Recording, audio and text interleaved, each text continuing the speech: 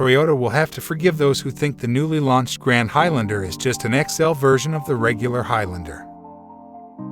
Over the past 2 years, Toyota has sold about 487,000 Highlanders, making the three-row midsize car the second best-selling SUV in the US, behind only the compact RAV4. However, for Highlander enthusiasts, the 2024 Toyota Grand Highlander is not too big. Toyota believes the Grand Highlander will fill the gap between the Sequoia and the regular Highlander. Size-wise, it does just that. At 201.4 inches front to back, the Grand Highlander is 6.5 inches longer than its smaller sibling and nearly 7 inches shorter than the Sequoia. The Grand is also 2 inches longer and 2.3 inches wider than the regular Highlander. At about 116 inches between the axles, the larger Highlander's wheelbase is about 4 inches longer than its counterpart. Obviously, the Grand Highlander's increased exterior proportions translate into a more spacious interior, especially in the cargo area and third row. Compared to the regular Highlander, the Grand's rearmost row gains 5.5 inches of legroom. There's an extra inch of headroom and more than 2 inches of extra shoulder room. Unlike the regular Highlander, the Grand offers ventilated second-row captain's chairs, but only on the top-of-the-line Platinum trim. The XLE and Limited are the only other models. Both are available with second-row seating. Opens up additional space for an 8th passenger. With either 7 or 8 people on board, the Grand Highlander boasts 21 cubic feet of cargo volume behind its third row. Stowing the seats in the back 2 rows opens up 98 cubes of storage space, which is 14 more than the regular Highlander.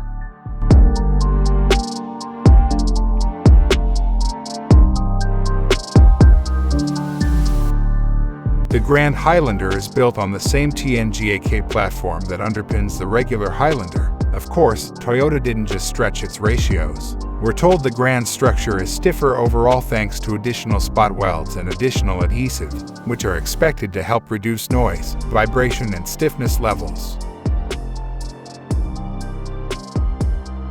Toyota says structural changes to the multi-link unit in the larger Highlander are designed to maximize third row and cargo space, as well as improve ride comfort.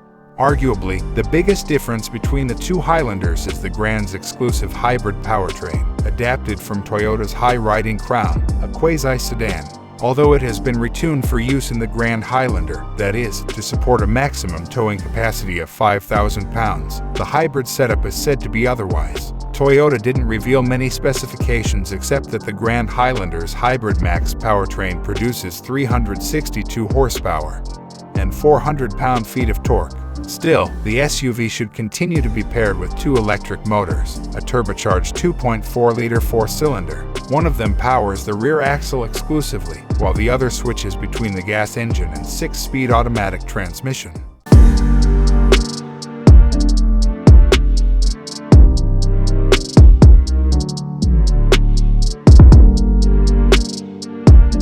As with the regular Highlander, the Grand is available only with a gas-powered Turbo 4 and a less powerful hybrid variant, giving customers a total of 3 options. Toyota hasn't released outputs for either powertrain, but we're told both are essentially the same, apart from the obligatory tuning changes, of course. In the smaller Highlander, that means a 265 horsepower turbocharged 2.4-liter 4-pot and 8-speed automatic, and a 2.5-liter 4-cylinder CVT and 2 electric motors that combine for 243 horsepower. Toyota estimates the latter will get up to 34 mpg combined. Both powertrains are available on the Grand with front or all-wheel drive. While the regular Highlander has a fairly distinct look with a prominent side face, we think the Grand looks more mature. It has a boxer profile led by an assertive cupola, and people say the BMW's grille is huge. The rest of the design is a requirement of most modern SUVs: high beltline, low body cladding, and available 20 inches wheels. Inside, the Grand Highlander Platinum we first saw gave off Lexus vibes with attractive materials and soft-touch surfaces.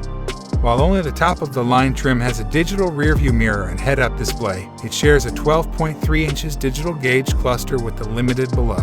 Both trims also get standard leather upholstery, a heated steering wheel, heated and ventilated front seats, and heated rear seats. All three trims of the Grand Highlander feature a 12.3 inches touchscreen infotainment system with wireless Apple CarPlay and Android Auto. They all have a large center console with a wireless charging pad below the physical controls for the HVAC unit. We also appreciate the sliding cover for the large center console bin, which Toyota says is big enough to hold a tablet. As with all Toyotas, every Grand Highlander has a host of standard driver assistance technology, including adaptive cruise control, automated emergency braking, lane keep assist, and even blind spot monitoring with rear cross-traffic alert. Only the Platinum has a 360-degree camera system. Toyota has not yet announced how much the 2023 Grand Highlander will cost or when it will go on sale. These details are expected to be announced in the coming months. If we had to guess, we'd expect the new XL version to cost between $43,000 and $56,000. That would make it slightly more expensive than the regular Highlander, but remember that the Grand is more than just a size bigger. Thank you for watching. See you in the next video.